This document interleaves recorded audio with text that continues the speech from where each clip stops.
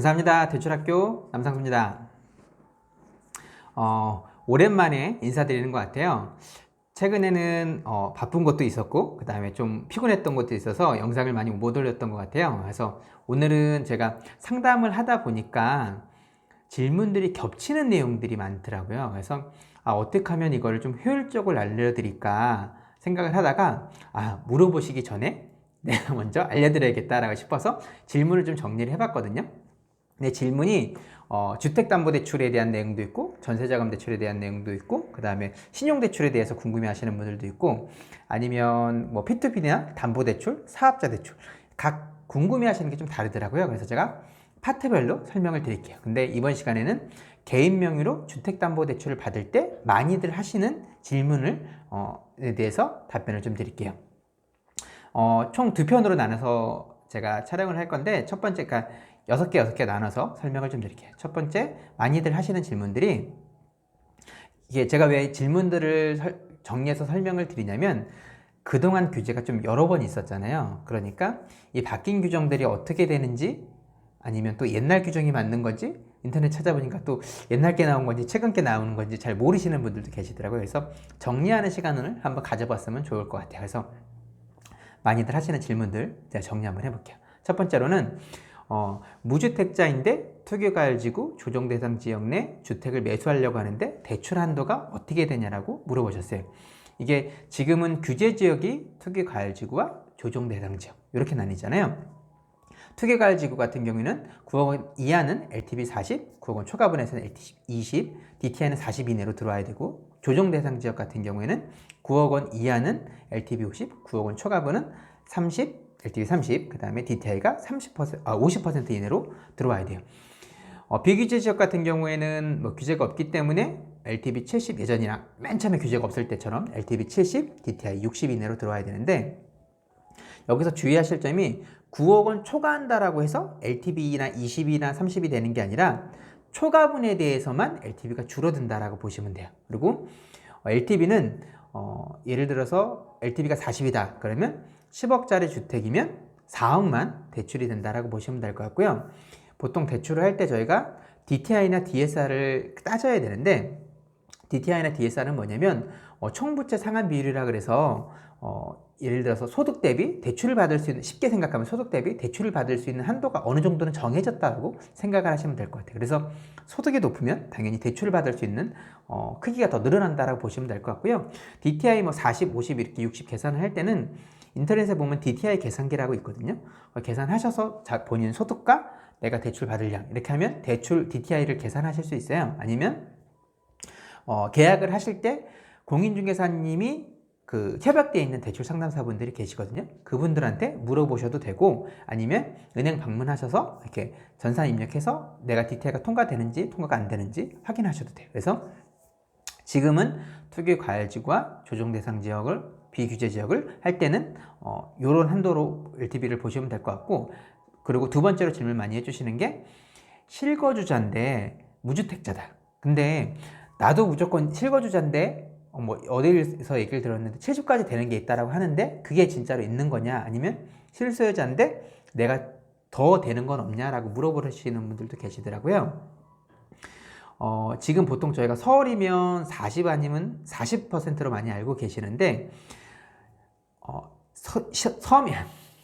서민 실수요자 요건이라고 한다라고 하면 조건이 두 가지가 있어요. 첫 번째로는 시중은행 상품 실수요자 조건이 있고 주택금융공사에서 하는 실수요자 조건이 있거든요. 이거에 따라서 한도가 다른다라고 보시면 되는데, 일단 주택금융공사에서 하는 보금자리론, 이게 그 대출 쓰는 동안 계속 고정금리거든요. 그래서 투기과열지구 조정대상 지역이라고 해도 LTV 70%까지 돼요. 근데 70%까지 되지만 최대 한도가 3억 원, 뭐 다자녀 같은 경우에는 4억 원까지 되지만 일단은 3억 원까지 된다라고 보시면 될 것 같아요. 그래서 꼭 70%가 되지만 많이 되는 건 아니고 3억 원까지만 된다라고 보시면 돼요.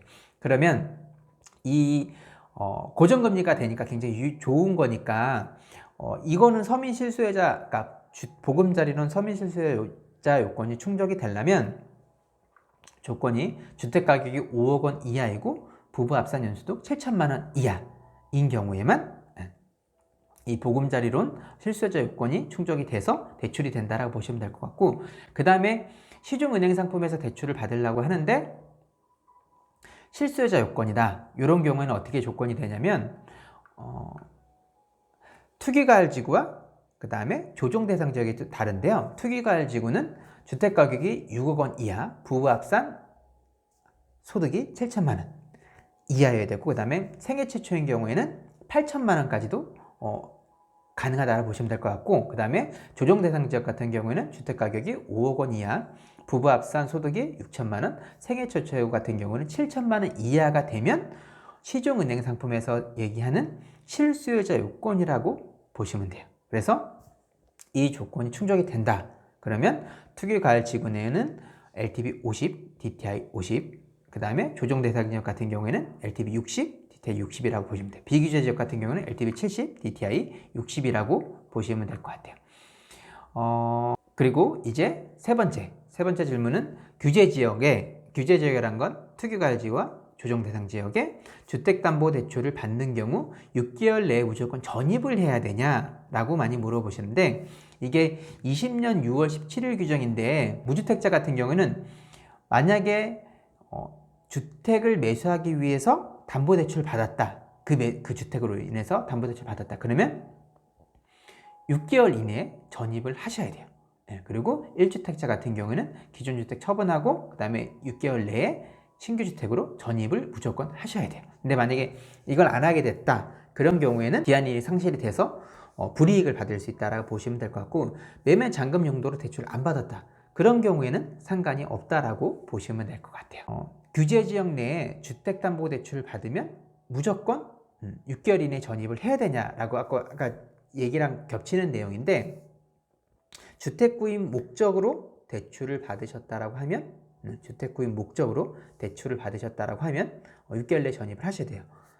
똑같은 사업자금 대출 이런 거를 받으셨다라고 하면 전입이랑은 상관이 없다라고 보시면 돼요. 주택 구입 목적으로만 대출이 받았을 때 6개월 내 전입 의무가 부과가 된다라고 보시면 될 것 같아요. 그리고 임대 중인 주택이 있는데, 임대 중인 주택이라는 건 그러니까 1주택자라는 얘기겠죠. 임대 중인 주택이 있는데 연말에 세입자가 전세가 만기가 된다. 근데 전세 퇴거 자금이 가능하다면 어느 정도 되는지 이것도 많이 물어보세요.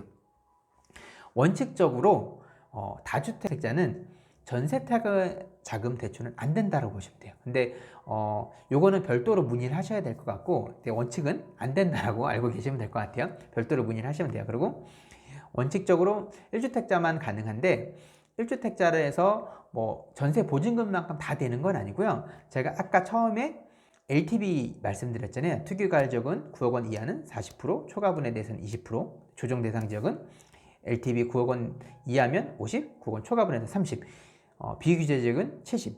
이 한도 내에서만, 이 한도랑 그 다음에 전세 보증금, 이 둘 중에 낮은 금액으로 전세 퇴거자금 용도 대출이 되는 거예요. 그래서 무조건 나는 1주택자니까 전세 퇴거자금 용도가 다 되는 걸로 알고 있다. 그래서 전세 보증금만큼 다 되는 건 아니고요. 이 한도만큼만 된다라고 보시면 될 것 같아요.